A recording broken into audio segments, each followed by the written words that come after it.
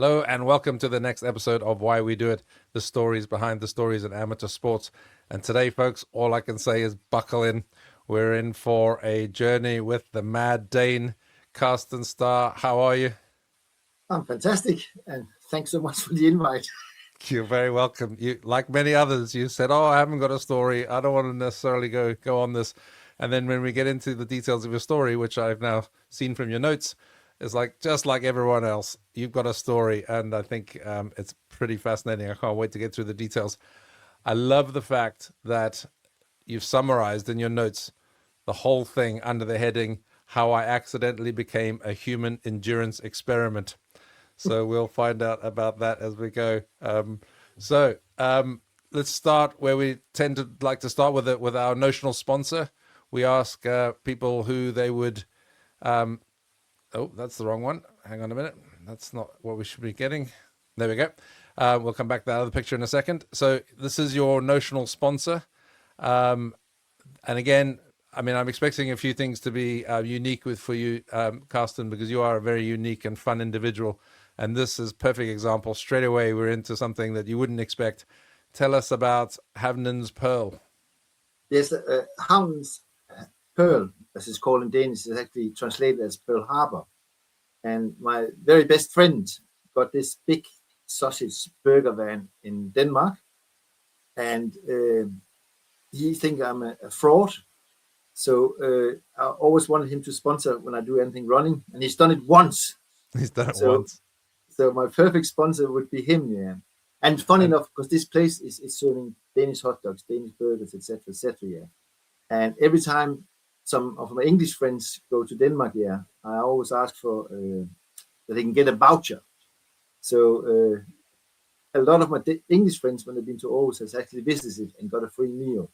So his heart is in the right place here, and he was the guy where we started running in the first place. Yeah, so he's a good friend, and he will hate to sponsor me, and that's why I chosen him as a sponsor. And, so it's not just a notional sponsor. You've actually had him sponsor you once, but he's only done it the once. Yeah. Your negotiation kind of price was probably pretty high, Carsten, knowing you. So that's why that is. You can say that again, yeah. Because the other one I had, yeah, but I didn't think it was that funny. Was when you were kids, we always used to run in what Die Brande mit 3 Streifen, yeah, which was Adidas, the brand with three stripes, yeah. The 3 stripes, yeah. But this will be the ultimate. If I could get him to sponsor me, yeah, and he'll cry all the way, yeah. So that would be a fantastic treat. Okay. So that was some German you were throwing in there, if I'm not mistaken. And and we don't want to confuse people who don't know you. Just for context, you're born in Denmark. You lived in Denmark until you were around 18. Is that right? Or a bit older? No, I came to England in 79. So 18 or 79. I left Denmark when I was 28, yeah. 28, okay. And then I lived in England ever since. Okay. And before we drop the sponsor, and so everything for context is up to the age of 28 in Denmark, everything after 28 in the UK. But before we drop the sponsor page, given that this is a sports podcast, I love the fact, Carsten, this is so you, that you've chosen this as your sponsor. When you look at the meal that is on that picture, I don't know what you would describe that as, but that is a burger with just about everything that you could possibly put on a burger, in a burger. And it's just so Carsten in terms of the health dynamics that are coming off that lovely meal. It's actually very unique, yeah, because in Denmark, they got a competition of the best burger in Denmark. And this one is unique because in Denmark, you normally get brown sauce. Right. But this got 2 sauces, which makes it very unique, yeah. 2 sauces and everything else that you could possibly put in a burger as well. It is. Yeah. Everything's homemade. It's a fantastic burger. I mean, you will love it. It's absolutely fantastic. Yeah. I actually really want one, but I think I might not eat for a week afterwards. So let's get into the story. You were a footballer and quite a distinguished footballer by the sounds of it. So take us back to 1972. And your childhood, and again, I'll just throw another picture up very quickly. Here you are in Denmark with your footballing start to life, and it was pretty distinguished. So tell us about that. Yeah, so I always loved, we played football all the time when we were kids, yeah. And then when I was 9 years old, I joined a club called Skovbakken, which basically means the forest in the hill. And we got some coaches who want to bring us all the way. So suddenly it became very, very serious. Yeah. So we trained 3 or 4 times a week. We played matches in the weekend. We got sponsors. This was unheard about at the time in Denmark. Yeah. We watched English football every Saturday without fail. Yeah. And we were impressed by these big stadiums full of people, etc., etc. Yeah. And that was the dream, to become a very good footballer. But from I was 9 years old until I was 18, yeah, it was extremely serious. Yeah, I give example. Yeah, when I went on a school trip with my school in the weekend, the team would pick me up in the morning to go and play the match and bring me back to the school. When I had confirmation, yeah, they had to pick me up and bring me back to the dinner in my honor. Yeah, it was all about football, and it suddenly becomes very scientific as well. Yeah, so we went on training camps to Norway or somewhere in Europe. Yeah, and we started eating salt. Yeah, to have the balance right. We did very serious training. One of the things, for instance, like because all the grounds in Denmark is owned by the local government, so we were never allowed to play in the pitch before it was good enough to not to destroy it. Yeah.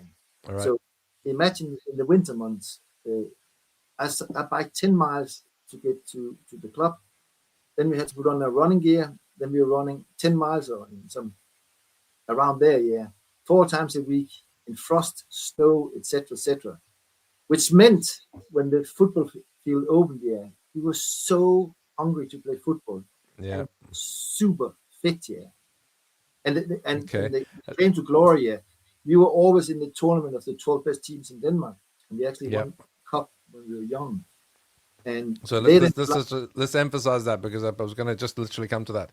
12 best teams. So what age groups are we talking here? Is this like in Denmark, senior school? In Denmark, it's in age groups of 2 years. So 8 to 10, 10 to 12, 12 to 14, 16 to 18. Right. And that's what we call the things here. So in each group, yeah, there was the best team in Denmark, yeah. And we were always in that one. And to give us an example, no matter what age group, no matter what age group you were working through, generally you were playing in this national league with the 12 best teams in the whole country, and you actually won it in one of the years, didn't you? Yeah, it was the cup, yeah, not the league. Not the league. You won the cup, okay. But then and you're also mixing with some pretty well-known names by the sounds of it. Yeah, the claim to fame, yeah, since I'm living in Newcastle, is that I played on the same team as somebody called Bjørn Christensen. We're still connected, yeah. And he played for Newcastle a couple of years. But in the same tournament, because it was all the best players in Denmark, yeah, we played against Jan Måby as well. Who played for my someone else who came to the UK. Yep. He played for Liverpool, and he's now a Scouser. I'm not much mistaken. He's an honorary Scouser. That's correct. Yes, he is. Yeah. And he's got a bit of a Scouse accent, but you've not managed to pick up the Geordie accent yet. No, I'm still a foreigner. But the funny thing was, every time we played Jan Måby, we always put a man on him here to make sure he didn't touch the ball. Yeah. And sometimes he wouldn't touch the ball, but sometimes he'd score 3 goals. Yeah. He was an excellent player at that particular point in time as well. Yeah. But it learned you discipline, because everything was geared around this football. You trained. Yeah. And you remember the environment's changed. I mean, just to go to training, you had to bike 10 miles one way and 10 miles back here to get to the training. Yeah. It was so serious. Everything was planned around the Sunday game or Saturday game, etc. Yeah. And then in the winter, I guess, it was being Denmark. You probably had pretty harsh winters, and you couldn't be outside, but you kept doing other things. And it was very competitive as well. I mean, I don't know what, but sometimes when you did the run because you want to be the best, etc., etc. Yeah, you literally vomited after the race. Yeah. You wanted to win at all costs. Yeah. But it was exciting as well, and I was very lucky. I came to this club at this particular point in time. They got the right coaches here. They got us all excited, etc., etc. Yeah. And then you were playing some other sports, and well known for sports for Denmark, such as handball and things like that, and a few other things. Because when we had the winter break, we had to do something else. So normally the football team would put up a handball team, and then we would play handball. And I don't know if you know, but we play a lot of badminton in Denmark as well. Yeah. Yeah. And luckily, Denmark is a very small country here. So sometimes I played with somebody who was at All England, etc. I remember this match. I played this woman, and I think she won something at the All England So you championship. talk about tennis now. No, that was badminton. Badminton, sorry, yeah. Yeah, and we had a row in the bar, whatever it was, and she said, "I bet you can't get a point against me." Yeah. And I was competitive. We'll test that, Of course. And she said, "I will even give you the serve," because she Wow, was okay. world class level. I didn't Yeah. get a single point. You didn't I get was a point. completely outsmarted in any way, shape. And no offense, but I knew the game very well, and I was quite good, but not a single point, and I started serving. I mean, let's just show how the top level. You're very, it reminds me of that. This will give a stage of when we're recording this, but it reminds me of last week there was that tennis competition where it was 1 point against the pro. Yeah. I don't know if you saw that. Yeah. So exactly. It was an amateur who won that 1 point competition, but you couldn't do it in the badminton against this badminton pro. No. And that was in the days when you played to 15. I believe you played to 11 now. So a bit of a theme throughout this rest of the story is going to come down to fitness, Carsten. So tell us about the Cooper test. This was something that you did back in the day at the beginning of the seasons, I guess, for so when we came back from holiday and started training again for football for the autumn season, they always want to test if we had eaten too much or drank too much or whatever it was, So the first day we came back in your case, that'd be very wise, Carsten. I think you should do a Cooper test every year. So, but we hated it, So I don't know if you know what the Cooper test, you run for 12 minutes, 12 minutes, and then you see how far you can go. And the first day back in training, we all had to do a Cooper test, And 3,000 meter was expected.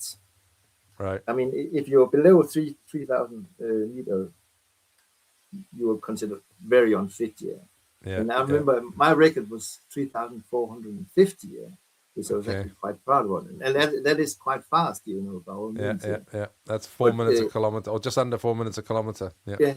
But the whole team will always be over 3,000.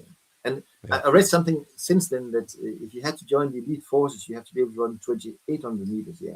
So it gives you an idea how fit the team actually was. Yeah. I had teams who were up in 3.7, 3.8. Right. That's fast. Yeah, that is quick. That's quick. And you played internationally as well, or against some international teams. Yeah. So because we were one of the better teams in Denmark, we were invited to tournaments in Europe, in Italy, Holland.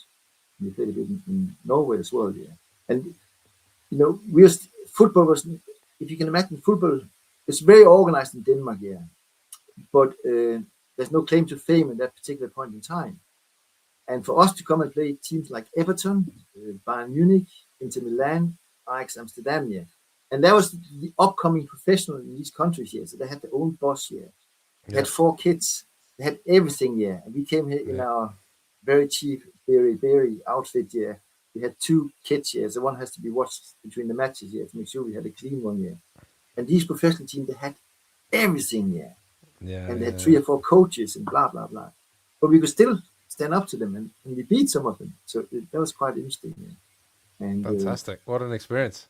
Yeah. And then I love the fact that when you talked about getting into what you call your senior years, you were still playing football, but not quite at perhaps the same elite level. And I think that the phrase in here, which I had to highlight because I think, again, it just sums you up. It said that basically during this stage of your life, you were trying to avoid becoming a normal adult.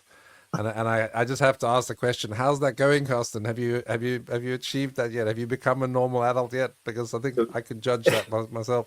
No, but I'm a great believer in things like purpose. You have to enjoy life, Totally. It can be over before you think about it. So it's important to enjoy it. You're a walking, talking example of that, Carsten. So that's great. But it gives you another idea, because then when I stopped playing elite football, for a better word, we still train 2 times a week, and we still play matches in the Sunday. But it was more about the friendship, And if you can imagine the players I played with was it's very, very good, yeah. But they just have decided not to be professionals or join the first team, etc., etc. So that was fascinating as well, yeah. And and then you play tennis in the summer and all those kind of things, yeah. But so gradually you're not as fit as you used to be, and you become a bit slower. And the best thing, yeah, because I'm still in touch with my old football club here. I had the opportunity when working in London to bring an English team over to Denmark to play football, Okay. and they loved it. And I remember they made some notes after visiting Denmark, yeah. And the first one was, yeah, pints are served in shot glasses, for instance, yeah, because Okay. the beers are quite small in Denmark, yeah. And what shocked the most, I don't know if I can say that yet. Of course, In you can say Denmark, anything. it's very equal opportunities. Yeah, men and women are the same, yeah. And when we went to disco, and imagine English boys in Denmark, yeah, with lots of blondes and blah blah blah, yeah, they should score the world, etc., etc. The Danish kind of stereotype, yep. Yeah, and then the Danish girl would come over and more or less ask them to dance, yeah, or take the initiative. And I never seen English people run out of a bar so fast, yeah. They simply couldn't handle this thing. A woman would come and say, "I want you," but that was too much, yeah. And They were completely intimidated by that right away, Danish yeah. kind of confidence. Yeah. So, Fantastic. and there's something as well to show your own country. Yeah, it's quite fascinating. Yeah, but they loved it, and you did I think that might kind of be categorized as a sport, but we perhaps should leave that there and move on to proper sports. So you then moved to England in 1989, and it's a bit thin on the notes between 1989 and 2007. So what was going on in that kind of 17, 18-year period? There's not a lot, but you were doing some things. You were doing squash and a few other things, but the notes are very thin. So talk us through that middle phase of your life. That's sort of where I get unfitter and unfitter. Yeah, but you still got this in your background. You have to do something. Yeah. And I remember when I first came here, I run an American diner bar near Regent's Park. You ran that, or you went there? I was the manager of the thing. You were the manager, okay. Yeah, and we had all the softballers, all the American softballers coming into the bar, yeah. And we had the London Scottish down the road, or half the national team was going down the road. I actually played for London Scottish for a season, so yeah, that's interesting. Not for the first team. I can tell you a funny story, yeah, because it was when World Cup was in England. The Scottish team, and they brought along the Tongan team. They came to my bar at 11 o'clock at night and literally emptied the bar. Brilliant. And they had to play the next day. Oh my goodness. So what year was that so then? Fit. I'm trying to think. Yeah. It was when the World Cup was in England. That would be 1991. That'd be the second World Cup in 1991. Is that right? Probably around there, yeah. And but all these Scottish guys, they were so super fit, because we played a bit football for fun in the park, yeah. And they could run forever. I mean, they were so fit, it was unbelievable. Yeah. And it was fun. Right at the beginning of professional rugby, kind of becoming becoming a thing. That was a bit of an experience as well. And then I worked a bit in for a marketing company down in London, yeah. And at that particular point in time, yeah, because it was all about work, and then my fitness starts suffering quite dramatically. Yeah. So I assume that gap would be work related. For a lot of people, it's either young children or families or work in that kind of 30-something, 40-something. But then, like a lot of people, think the story kind of gets more kind of more detailed from 2007 onwards. So pick the story up in 2007. You and your friend Peter, you've decided you've got to do something. So how does that all start? We started looking ourselves in the mirror, yeah. And although it might have been a man mirror, yeah, we was getting a bit robust, for a better word. Robust. So we said, okay, fine, we're gonna do something about it, yeah. So, and that was 12 months prior. We said, we're gonna do a marathon, and which one can we do in 12 months time? And that turned out to be Dublin. So and you're literally, I mean, you were very, very unfit, yeah. And it was like so reinventing, slowly, doing a bit of swimming, doing a bit of walking, and then eventually getting up to form. Yeah. And then entered, and we ran it. And that was not particularly fast. I think we did 20th and 4:18, whatever it was, yeah. But we both succeeded in getting a training, yeah. And then we thought, okay, fine, maybe it's a good idea to keep a little bit fit than we've done in the last 5 to 10 years, yeah. And it was for me, it was a fantastic experience, yeah. And that's probably why I like marathon. Yeah. It doesn't really matter how slow you are. It is everybody knows if you've done a marathon, if you've done it in sub 3 or you've done it in 5 hours, yeah, it's an achievement, whatever you like. So, yeah. so let's put this in context. Absolutely, let's put this in context because I think I hadn't been aware. I mean, I've known you a little while, and I know you've done these things, but I wasn't aware that you've done these things on this scale. So, in 2007, you do the Dublin Marathon. That's your first one, but then that goes on. And I'm just going to give the headlines here, and you can then fill in the detail. Since then, you've done 22 marathons, 60 plus half marathons, including 23 Great North runs. You've done over 100 other kind of road races, and cycled all sorts of different things across the UK and coast to coast, and in Flanders. So I mean, that's the kind of real actual events. We'll come on to the virtual challenges in a minute, but and there's a ton of those as well. So that's quite a big change. 2007, you do the one marathon, and then boom, that whole thing opens. So it obviously struck a nerve for you. You felt something. But so I realized two things here. I like the whole atmosphere around a race here. And it doesn't matter if it's 5K, 10K, half a marathon, here, but particularly marathons here, because you can't just do it here. And although in that period after we did the first one, it was not because we trained much here. I remember just turning up here, and now I'm getting too old to just turn up. The worst one I ever had was in Barcelona, and I literally hadn't done anything for 6 months. I'd done nothing. And we used to go to Barcelona every year with my friends here, and we run the marathon. And in the end, I was the only one running it because they gave up on it. So you did a bunch in Barcelona, didn't you? Yeah. And the one year I was so unfit, it was unbelievable. Yeah, but I said I got to do it. Yeah, and my plan was, I will run 5K and then fake an injury. At least I didn't lose face to my friends. Yeah, so over the line. So you were pretending you were going to give it the best crack, but you already had a plan. Yeah. And then I came to 5K, and I remember it probably looks better if I drop out at 10K. Yeah. So I ran to 10K, and I talked myself through up to 30K. Yeah. Wow. And I'm more or less gone by then. Yeah. And then the big marathons, they got this bus putting you on the back. Yeah. The bailer's bus that picks up the people that are dropping out. Yeah. And at 30K, there's something called the cucumber, where you run up one side and run down the other side here. Right. I could see that bus being 6 kilometers behind me and still 10K to go. Yeah. And I completely panicked, and I said, that's not going to hit me yet. So I've managed to complete this. If you've done 30Ks, you might as well just keep going, surely.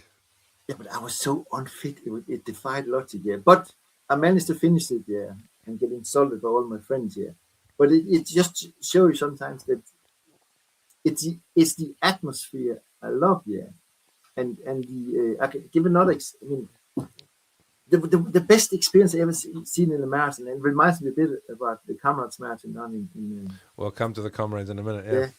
But the Rotterdam Marathon, yeah, it's probably one of the most boring races in the world, yeah. It's very flat, yeah, and it's good, yeah. And but they got this thing, yeah, that they celebrate the last person hitting the 6 hours, yeah. Right. Okay. So I finished my race, etc., and want to see who was here. And they do everything here. So you got first 6 police bikes coming with full sirens going all along here. Then you got 2 police cars, and then you had this woman here. I mean, not offending in any way, but she was fighting here. But she looked like a sumo wrestler. Okay. Going around here like this here, and then you had 6 more police bikes here, and then 2 cars here. And she finished this race in 5:59 here, and then the whole city go bananas here. I was actually crying here because this was the hero of the race here. This was the one. This was the most important thing here, and it was that experience will stand me forever. And you talk me being unfit here, but I mean how she did it here is beyond me, yeah, because he must have weighed 160 kilos or something like that, yeah. But It he just did shows it. how mind over kind Yeah, of common mentally, yeah. mind over common sense sometimes. Yeah, And she was the hero of Rotterdam, yeah. It was so emotional when she did that, yeah. And you always got all these kind of experiences, yeah. And yeah. And it's a bit 23 like, Great North Runs. You live in Newcastle. yeah, I know you've done the Great North Run. I've seen it on your social media a number of times. I had no idea you'd done 23. That's pretty significant. I actually thought I'd done 25, yeah, and I think I'd done 25. Okay. But I didn't want to claim it 100% before sure, so I contacted the Great North Run, yeah, Right. and they could only find records of 23. I got a medal for one, but they don't have a record, yeah. So to make sure I do it, because I want to do 25. So you got 2 to go, even though you might have actually already done it. Yeah, but I need to have the record from the Great North Run organization, yeah. Yeah. So 2 more, and then might be the last one. But again, Well, in the big scheme Jim, of things, you've done that's the pretty Great North Run. straightforward.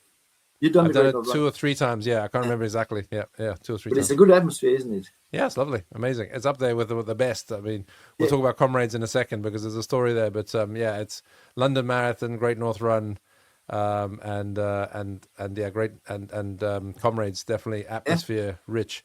While we're on marathons, I think it's later on in the notes, but let's just jump onto it quickly now. The your current challenge is around the Abbott World Marathon Majors. Yeah. So tell us what that is and how far you got with it and what your next kind of steps are. So Abbott, the company, set up this challenge here that you do the 6 classic. I Yeah. think it's now 7 because they included Sydney here. But the 6 classics was basically Berlin, London, Tokyo, Chicago, Boston, and who's the last one? New York, I think. And Yes. and if you do all 6 here, because I'm on the old cohort, so I'm allowed to do 6 here. New Right. people starters has to do 7 because Do they have 7 to now. include Sydney here. And so far, we've done London, we've done Berlin, and we did Chicago last year. And I'm doing New York Here's a this year. picture. Oh, I don't have it. Sorry, I thought I had a picture of Chicago. It should have been there, but it's not there. But again, that was first of all, I had a bit of problems with Americans because of Trump, etc., etc.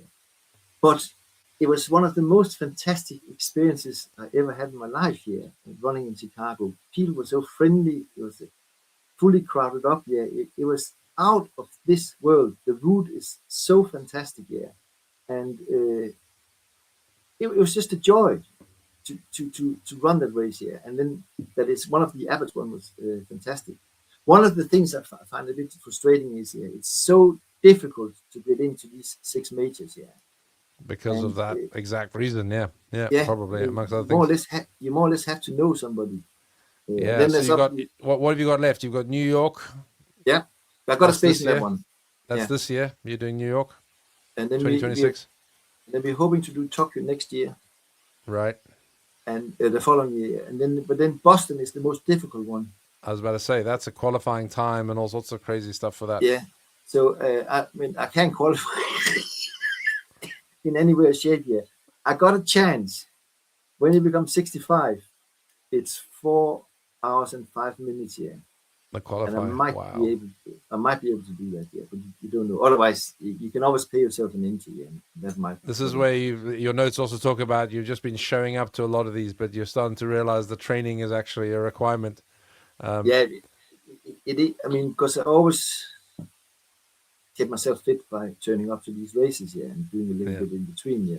But I'm getting too old now, so I probably have to train a little bit to be able to succeed. Well, particularly if you're going to run a 4 hour 5 and qualify for Boston, you're going to have to get out there and do some miles, mate. But Jimmy, you do a lot of these endurance races. There is something unique. I mean, they do a lot of videos as well, yeah. But this thing to run a marathon, yeah, it's like a club, isn't it? Everybody's friendly, and the time doesn't really matter in the bigger picture. I don't do PB anymore, but it is the atmosphere, belonging to the club, for a better word, yeah. Yeah, I mean, if it matters for you, it matters for you, and that's your thing. Then absolutely, there's a lot of people challenging themselves, and obviously the spirit of this whole podcast is why we do it. So, and maybe we can just address that question right there, because a lot of people will do it because they want to break a time, they want to set a new PB, they want to challenge themselves to do something they've not done before. But if I was to ask you, based on what we've talked about, all these marathons and half marathons and the ABBA challenge, why do you do it? I think you've already started to talk about it, but just summarize your reason. Why do you do all of that?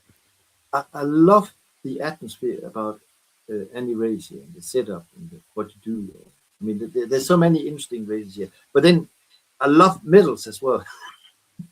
I got a saying here: no medal, no race here. So I collect medals by definition. Yeah, well, we'll get onto that in a second. But here's a picture of you kind of loving the atmosphere. I think this is a Great North Run picture, isn't it? It might be Sunderland, I don't know. But this Sunderland, that's right. Yeah, this is Sunderland. This guy is quite fascinating here, because I just every time we do a race in the Northeast here, he always dresses in his gown here to take a picture. Yeah. So what we should say for people who are just listening, this is a guy with a pretty significant beard, dressed in a big flowing. It's not really even a dress; it's more like a tent. But it's designed to look like a kind of ball gown, but it's obviously inflated so that I guess he doesn't trip over it. But he's running for cancer research, and it says something about Jarrow there. So obviously Northeast connection. But go on, give us the story here. Yeah, he's a sort of an institution in Northern race, and he always dresses up in different kind of dresses here. And in many cases, he starts the races here. Every time we meet at all these races in Northeast, I think I got 40 pictures of me and him there. Yeah. And I remember recently when we took a picture, because he got a cancer scare here. And so one year he couldn't run, and then we took the picture the following year. And he said to me, like, Carsten, do you realize this is the 11th picture of you and me in the Great North Run here? So wow. He's an institution here. And almost like you. He recognized you. He knows that he knows you got 11 pictures with him. You're an institution as well. Yeah, I don't know about that, but it's like, he's doing so much good for cancer research and charities, etc. And having survived it himself, he's a bit of a hero in my mind, and he always smiles despite what life throws at him. I mean, he's an institution up here. Everybody knows him.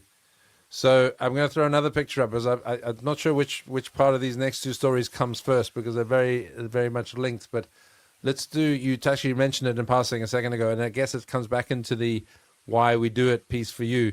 You started doing it for atmosphere, but you also started doing it for this reason. I'm going to throw this picture up. You started doing it for medals.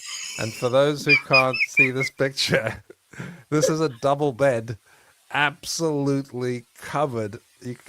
I mean, there must be, I don't know, I'm going to pick a number, 500 medals. There's a lot. There's a lot, on that bed. I mean, that's my bed. If that was a sweepstake charity kind of stab, I'm saying 500. But this is not only linked to your actual events that you were doing, but during COVID, you discovered something called the virtual events and the virtual challenges. And a bunch of those medals, probably kind of, I think you said 75 in the notes, are actual virtual events. So tell us how the medal thing kind of came about, and then link that to the virtual challenges. Yeah. So as I said, I had this principle that no medal, no race. So I got a little bit obsessed with medals. The bigger, the better, etc., etc. The bigger, the better. There's some big ones in there. Yeah, and all my friends hate me for that, because my time is not as flattering as it used to be. So 10K, I'm doing 105, for instance, which is not fast in any way. That's not bad. There's people run a lot slower over 10Ks. I wouldn't. Yeah, but even now in the Great North Run, sometimes get bypassed by a fridge or something like that. So I'm not fast anymore. But those people in fridge outfits that can run pretty fast. But I got a principle, is that first of all, it has to have a medal. That's one thing. And I always have to finish no matter what, within whatever time limit it is. And that's enough for me. That is not a PB I don't really care about anymore, because I do it for other reasons. And my friends always mocks me that I'm obsessed with these medals. Well, it looks like it. I think they got a point. But I like the medals, yeah. And this, we're talking about Abbott's getting this big medal when you've done all 6, yeah. The main thing, yeah. Yeah. And most recently, I just got what's called the London medal, where you had to do the marathon, you had to do the bike ride, and you had to do the swim in the Serpentine. And so medals, it really makes me tick, yeah. I mean, it's the same. I think I got now 140 technical T-shirts, Adidas. I mean, it's ridiculous. And why don't I throw them out here? I got so many. They still got the mark in the back here, etc., etc. And a technical T-shirt is 50 or 60 or 70 quid here. Yeah, And I got so many, and my wife hates me, but I don't throw them out yet. But it's, I mean, people collect stuff, don't they? That's your thing. Yeah. I mean, good for you. It's close to hoarding, yeah. But then, so medal is obviously important. And then you got the COVID where you couldn't do much yet, but you were allowed to. Yeah, so now I'm just before you start that, you just touched on it. You talked about the London Marathon, the Serpentine swim, and the London bike ride. And I love the line where you said, so I briefly became a triathlete and then immediately told everyone about it. I think that's very good. You understand triathletes, and that's good news. But you actually went on to do proper triathlons because you did an Ironman 70.3 as well. Yeah, and again, there was, you got these ideas that there's certain race types you have to do, yeah. And I've done a lot of duathlon, yeah. So I can run and I can bike, yeah, but I'm maybe not the best swimmer in the world, yeah. Right. And one of my friends, he said, we have never done, it's not the full Ironman, it's the one they call TR70, yeah. So it's 2 mile swim, 100K on bike. And the 70.3, is that what you're talking about? Yeah. The half Ironman? Yeah, I don't call it half, I call it Ironman, yeah. No, it can be Ironman branded, but it's the 70.3 is half an Ironman. Yeah. But I mean, for someone who's not a confident swimmer, that's still a 2 kilometer swim or 1.9 kilometer swim. So you got to be able to paddle your way around to do that. I remember because it was up in Kiel, which is up here in the northeast here, and the water was too cold. So, for instance, the one who did the full was not allowed to swim the 3 miles or whatever. Yeah. They had to only do half the distance because the water was simply too cold. Yeah. And I remember coming up of the water here, and you know this because you're in triathlon. You're not allowed to get any help here, and you couldn't get your hand back because you were so frozen. Yeah, so you couldn't zip down. Yeah. Jeez, but there's episode 5 or 6 of this. There's a lady called Julie. Julie's on one of the previous episodes. She got hypothermia in that event. And completely lost her marbles, didn't know where she was, and they had to basically stop her at the transition, but she was really gaga from that cold swim. Yeah, but on that day there was 2 people who were actually taken away in ambulances here because they were. Yeah, well, one of them might have been her. I wonder if it was the same year. But again, that's something fascinating. That's where you take the boundaries a little bit. You do all 3 things in one go, yeah, and. I'm not a spring chicken anymore, yeah. And we did it, was it last year, the year before, I think it was. And again, it was a fascinating experience, yeah. And it was a beautiful race, and I choose it right, yeah, because it's up in Kiel, yeah. And the bike ride go up to Scotland and back, yeah. And then you run around Kiel, so it's a beautiful one. Okay, take us into the virtual challenges. So COVID comes around. What happens? and then we had what's called bubbles, didn't we? You're only allowed to be bubbles. That's right. Yeah. And then I found this site where you can do virtual challenges. Yeah? So you can run in Chicago, or you can do coast Route 66 here, and various kind of things here. And it was virtual, yeah. So you clicked onto your watch here, and then you did the thing here, and then you get a medal. You upload and these the data. medals, they were like design. They're just stunning. And I got a bit obsessed with them. And at the same time, I'm putting the picture back up because there we go. Just to. I think there's something down the bottom there. But and then some of them, I got so excited here that some of the longer ones here, because some of the races was 2,600 kilometers here. And then I work a little bit for charity. We set up a team here, and then we did it together, yeah, and just added the money, and you get. So it was 2,600 kilometers a long way. But if you're 40 people, yeah, and you remember you're allowed to bike, run, swim, anything you want. And you know I have an issue with this, don't you? Yeah. Because I might recall that Jim participated in one of them, and no, more than one. I've been 3 or 4 of your virtual challenges where 20 odd people are adding their virtual cycles, runs, and swims to the overall target of either going right across Denmark or right across America or right across Australia or somewhere. And then you give us constant updates of where we are as a team along the route on the map. And then also there's prizes for people who do the most distance, with no differentiation between the fact that how far you can cycle in an hour is very, very different from how far you can swim in an hour.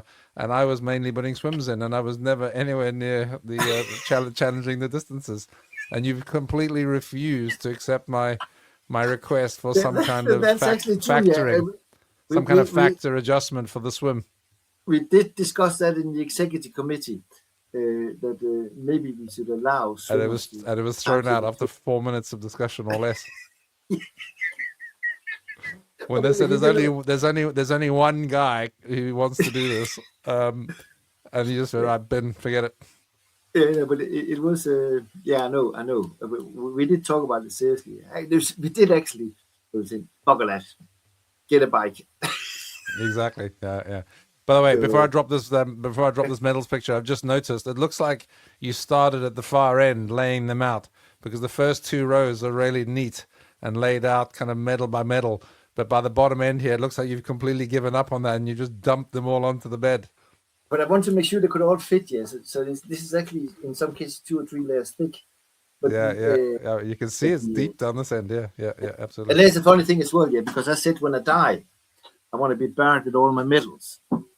You want to be buried with all your medals. This is looking at that picture. And my friend said they refused to carry the coffin if I put all the medals exactly. in. There'll have to be 2. There'll be a bigger coffin for the medals and another one for you. Unbelievable. So we're getting towards the end of the story, but there's still some good stuff. So before we talk about comrades, let's just talk about some other things you've done. I'm just going to chuck this picture up. I know you're really into your diving. You've done a fair bit of that. Tell us briefly about your diving. I mean, diving was. My first dive was in Jamaica, and I panicked a bit, so I had to be certified. So I went another place here, and then got certified diver. And I don't need 200. Hang on a minute. You said you did a bit, and then you panicked. So then I was in Jamaica, and we had to go down, and I panicked. I'm a heavy smoker as well, so I kept losing my mouthpiece, etc., so I had to go up. But if you fail in something, then you had to succeed. Yeah. So I thought that's next where that time was going. I got down and became a certified diver, and now I'm actually allowed to teach divers how to dive. But this is a diving club down called Deep Blue, run by a German and a Swedish person here. And to qualify, you have to do various kind of exercises. And I was trying to make them as difficult as possible for me, So there's certain things you have to do, So for instance, there's something called navigation. And normally you get outside the harbor and then you swim back to the harbor. With me, they drove me 2 miles out in the Atlantic Ocean and dropped me and say, find your way back. As an example, There was maybe that's why you were so cold in that Kill the Water triathlon. You were swimming kind of 20 feet below the surface. But the best one they ever did, there was something called search and rescue. So you had to find something on the bottom. Right. You can do that in various kind of ways. You can go up, down, and then do it in squares, or you can do it in bigger and bigger circles here. Yeah. And they said you have to find something. What it is, you'll know when you find it. So I started my search, and eventually I found an empty Coca bottle. So I went up and said, "This one, no, you'll know when you find it." That. And I searched, and eventually I found a keg of beer at the bottom of the sea. Perfect. And then you have to put balloons on it and then carry it over to the boat and over here. And that's the night before they put a keg of beer in the Atlantic Ocean, which I had to find, put on the boat, rescue it, and then they put it on tap and then you can have it. And then you drank it. Even better. Perfect. But again, what I love about that is if you go to Egypt, there's lots of people in the Atlantic Ocean. You need nobody, and if you're not careful, you can actually die. But you have to do safety stuff. If you're not careful, exactly. And There's reasons why it's so heavily regulated. Because it's pretty dangerous if you don't know what you're doing. But it's absolutely fascinating, and you got completely control of your. I don't know. Do you dive, Jim? I've done it a few times. Yeah, I'm not qualified or anything, but I've done it under supervision twice or 3 times. Yeah. But Lovely. you got so much control in your body. Yeah, Yeah. You can go up 2 centimeters. You know exactly how to breathe. Exactly. The quietness. I love fish. So Yeah. that's fantastic as well. Let's talk about cycling. You've done quite a bit of that, whether it's coast to coast in the UK or Flanders and in Kenya. Yeah. Talk about cycling for a second. I mean, There's you another have to. medal. I mean, it's medal. That's one thing. Yeah, and it's quite easy. You probably can bike longer than you can run, for all means, because of the knees. And you can bike a lot longer than you can swim. I keep saying this. Yeah. And again, we get fascinated by doing various kind of races here. But there's something called Flandern here, which is one of the spring classic. And the day before, all the amateurs are allowed to do the route, or a subset of it, 125 kilometers. I think. You can do the full one, but I only do half of it. Yeah. And it's on coupled streets here, and I find that fascinating. Yeah. A bit like the coast to coast, which we're actually going to do this year again. Yeah, we go across England. Yeah, and again, it's competition. It's always about competition in a funny way. It's not to get the best time here, but it succeeds and shout and. If it's something that you're involved with, there's some kind of fun and games involved. And then, funny enough, of course, sorry, go on. Kenya. Yeah. So we need to talk about Kenya. You've obviously your involvement with the charity Coco that we both have an allegiance to. You've been out in Kenya with Coco, and here's you and your other half, your better half. And again, this was because I was lucky enough to be invited on the very first trip to check it, and I can tell you some stories as well. Yeah, on that one. Yeah, there's one particularly. We had more time. Yeah. Okay, fine. But this is us on the last day, and in the background you got Tanzania, and we've been biking for I think 150k or 200k, yeah, in a very high, in 3,000 meters, yeah. And again, there was a sense of achievement, and I think we got a medal. I'm not quite sure. I have to check that. But again, this thing, you do something physically, and you get views like this or experiences like this here. So why do I run? Why? I love the medals, as we talked about here. I love the atmosphere, and I love the experiences. It's not about. I'm not super fit in any way, shape anymore. And this picture of you and Suzanne in Kenya is a classic shot of experiences. There you go, right there. From an experiences point of view, you're cycling, trying not to get run over by a wildlife in Kenya at the same time. Yeah. And I know there's been stories of people kind of having animals run across them and things like that. Yeah, it was. I mean, I can tell you so many stories from the trip, but it was fantastic. Yeah. And it was quite funny, because you're probably much more robust than me. Yeah. But you got this in us. You keep going. Yeah. And I remember I had to you were 1 mile away from one of the camps here, and Suzanne just broke down because it was quite hard here, and I had to sweet talk her to come to. It was only 1 mile away, yeah. And I had to sweet talk her to come to the camp, yeah. And just to keep going, yeah. So although you're not fast anymore, you always want to succeed, yeah. And I know right. Well, that's a really nice link to the almost. That's a very nice link to almost the last thing we're going to talk about, because I love the fact. Well, I know the story. Comrades Marathon. There's been a few people on this podcast who we've talked to about the Comrades Marathon, and there'll be others in future again. The 54-mile double marathon in South Africa, which has a very strict. It goes in alternate directions between Durban and Pietermaritzburg, and then vice versa. It's got a very strict timeline on it and a cutoff, and that starts to kick in from halfway on if you aren't quite on the button. So I love the fact that you're talking about. You'll tell us about your experience in a second with Comrades, but the aftermath of the story is that it's now. I'll read exactly from your notes. It said it's now officially on my bucket list, where it sits there quietly judging me. So tell us about your Comrades experience. Yeah, but so the Comrades, for the viewers doesn't know, but Jim and Steve did the Comrades many years ago, yeah, and that's how they started the charity with a little bit called Coco. So that was obviously a must on my bucket list, and I mean, first of all, to qualify, you had to do, I can't remember what, you had to do sub something, yeah. And you got to put that time in a marathon. I can't remember what it was yet, but Sub I did it on 450 the or sub 5 hours. It has varied, yeah.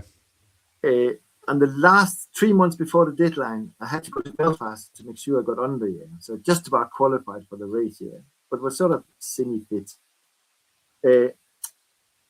And the race is about between 90 and 100 kilometers based on the year. Is that correct, Jim? Something Yeah, like that. between 89 and 91. It doesn't change that much, but it does vary. Yeah. And you got 12 hours to do it. Yep. And then, as Jim rightly says, there's checkpoints here. And I obviously want to do that at all cost here. And the first, let's call it marathon distance, I was bang on track here. But then they started getting difficult. And I remember, I think the checkpoint was at 75 or something like that, yeah. And I more or less had given up here. And then this African runner came next to me. And suddenly the crowd started cheering, you can do it, you can do it, you can do it, you can do it, yeah. And we start running here. And I'm not lying, you missed the checkpoint between 5 and 10 seconds here. And then it was stop, and then you got on a bus. The Baylor's bus. And then it meant you hadn't finished yet. But here's a funny thing here. So you're driven back to the finishing line here, and you have to go through a hall of shame or whatever it's called here. The shame. Yeah, but there's like a special entrance here, but you didn't finish here. So, you know, that was quite hard on me. But then, I don't know if you know what this here. Then I walked in here, and they had like a VIP room for all the stars. All the elite athletes, yeah. And I just walked in there like I owned the place, and nobody stopped me. And I sat down, and I got served champagne and 3 dinner courses. Which is so Carsten, because not only were you not part of the elite crew, but you also didn't actually finish the race, and you still in the elite tent drinking champagne. I thought that's where I was supposed to meet my friends here, but you know, and I couldn't understand why they served me everything and served me menu cards and wine lists, etc., etc. And eventually, called, where are you? I called my friends here, and they were standing in a burger van down on the side. But that's the only race I never ever finished here within the time scales here, or in this case, not even completed yet. So here's a challenge to you, Carsten. In 2027, I know you're hoping that you might be carrying on with your Abbott World Marathon challenge and maybe Tokyo in 2027, but you've got plenty of time. 2027 is the 100th running of the Comrades Marathon. It started in 1921. They missed a few in World War II. They missed a few in COVID. 2027 will be the 100th race of Comrades. Some of us are going. The plan is brewing. I'm trying to get myself sorted with my knee to get there. I'm in. We need it. We want to add to the team. So your challenge to get that off your bucket list is to do some proper training, and to come with us for 2027 in Comrades. Jim, I'm in. Just give me the instructions, and I'm in. Right. Because it's like having an anger around your neck here that I didn't finish here. It's horrible. Yeah, well, don't mess with it. It's not to be messed with, and don't come at it with the kind of just show up attitude again. That's probably not going to work in this. It won't work. It definitely will bite you. It'll bite you. Seriously, and it'll be and then you could probably get a special medal because it's the 100. Yes, I'm sure there will be something unique about. And actually, I think the entrance is going to be 20,000 people most years, 15 to 20,000. We're going to have to be quick to get the entries in because I think there's a lot of people wanting to get in on that one. When does it open? I'll double check and I'll let you know, but I think it's November timeframe that the entry is open, but you can start qualifying with your qualifying marathon normally from about September, October timeframe, but not difficult to look up what the plans are. Obviously there's the 2026 race yet to happen in May, June, and then all of that stuff will start being published. But that's the normal run. Right. We're going to wrap up. We're going to wrap with, I got this little picture here. It's a picture of you at the Great North Run. I guess it's the Great North Run finish. There's a big poster there of the bridge, the famous bridge for the Great North Run. The red arrows in the background, and you've got a cigarette in your mouth, which is one of your Achilles' heels, is it not? It is, yeah. But I can tell you a funny story. Yeah. So I always run with a cigarette in my belt, yeah. And you will be surprised when I finish the Great North Run here and light up here. Within 2 seconds, somebody stabbed me in the back. Have you got a spare one, mate? Have you got another one? Have you got another one? Yeah. But if I mean, I want to stop now because it is damaging a little bit for the running ability. And I found, I mean, I stop once in a while, and after 10 days, you can actually run much faster. That has to stop at some stage. After 10 days, you notice the difference. Yeah. Wow. It takes a little bit more than a week. Wow. Okay, Carsten. 2027. Comrades down. Kick those things into the bin for at least for a year and a half. And seriously, I'm on let's for that. get this sorted. And you can do New York this year, which you're already in. When is that? Yeah. Is that going to be your qualifying? That's in November. Oh, you can qualify with that. Perfect. So you've already got your qualifier in. So there's the plan coming together, Carsten. Yeah, sounds fantastic. That will actually be excellent. And for the viewers, Jim has done sub-9, the bastard. Sub-9 comrades. It took some doing, and I didn't just show up for that either.